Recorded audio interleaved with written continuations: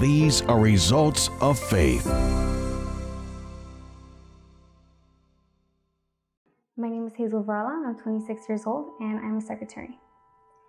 When I was growing up, I had a divided family. I didn't have a stable household. I was always moving around from house to house. Living with a single mother was very hard to have stability in my life.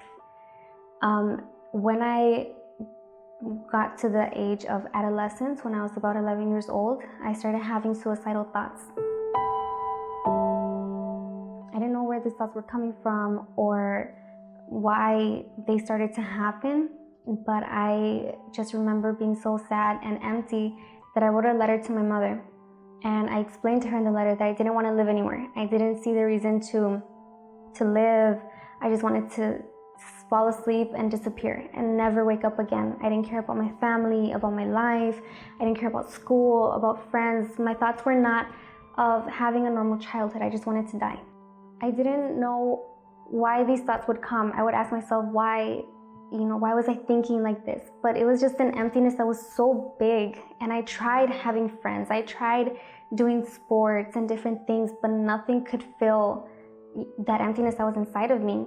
And that letter was a way to call for help.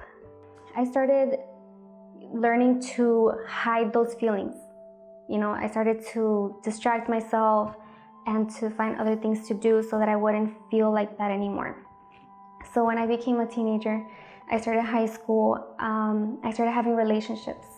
So I started going out with boys, I started flirting and things to see if that would help. And it only made things worse because when I had my first heartbreak, I started getting involved in drugs.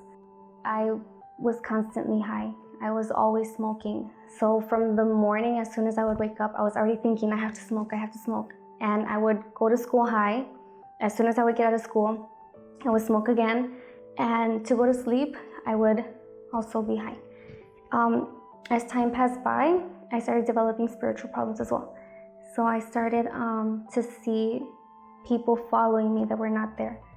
I would go out to the parks in the middle of the night to smoke with my friends, and I would see someone watching me, someone following me, and these figures would transform into different things. So it would be a man, and then it would transform into a dog. So I just got deeper and deeper into myself, and I stopped talking to people. I started locking myself in my room. I wouldn't leave my room for anything, not even to eat. And my depression just got worse and worse and worse. The lowest point that I got to was when I started having accidents. I would go out with my friends, and when we were driving, accidents would start happening. So we would go out and, our car would spin out of control. Another time, the worst accident that we had, a car hit me head on, and by very little, the car almost hit my side of the car. So right where I was sitting, the car was very, very close to hitting me. In that accident, my boyfriend at the time almost died because he was in the back seat. He was slammed, towards the front of the car. My best friend was next to me. She also got hurt. And at this point, I didn't know what to do. It wasn't something anymore that was just inside of me. I could feel something was trying to hurt me. And at this time, my mother was already going to the church. She started doing purposes for me, for me to stop, to change, because she didn't know what was going on with me either. So I would realize little changes happening. I started coming to the church, participating, opening my heart, and it took a while for me to actually trust in God, to let Him take care of me, to obey His voice, to surrender everything that I had built up since I was 11 years old. I started letting it out and letting God in. And I did my chains of prayer. And once I was free, I knew that I was delivered. I determined that I was no longer going to accept the devil to attack my life, to be part of my life. I didn't want him in my life anymore. So I determined, I said, no more. And I started seeking for the Holy Spirit. And I remember I wanted it more than anything else in the world because I knew what it was to suffer, but I never knew what it was to be happy. So I wanted that happiness more than anything. I wanted to have God, to have that presence that was pure, that made you strong, that made you have courage to go after your dreams and to have a life that reflected God, and not just to be a religious person, someone who just goes to church.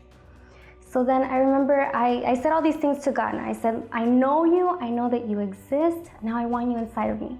I don't care what else I have to give up. I gave up my relationship with a boyfriend that I had, a relationship that was not from God, and I sacrificed. I said, you want my heart? Have my heart. I don't want to give my heart to a man. I want to give my heart to God. I want you to fill my heart completely. And in that day I was baptized with the Holy Spirit. Today I'm a completely different person. I don't have depression. I don't smoke. I don't drink. I don't do anything that I used to do before, because I used to do those things to fill the void I had inside. And there's no more void, so there's no more reason to do any of those things. I don't go out to parties. I don't have different boyfriends. I am happy. I'm a person that's fulfilled completely. Everything I set my mind to, I accomplish it.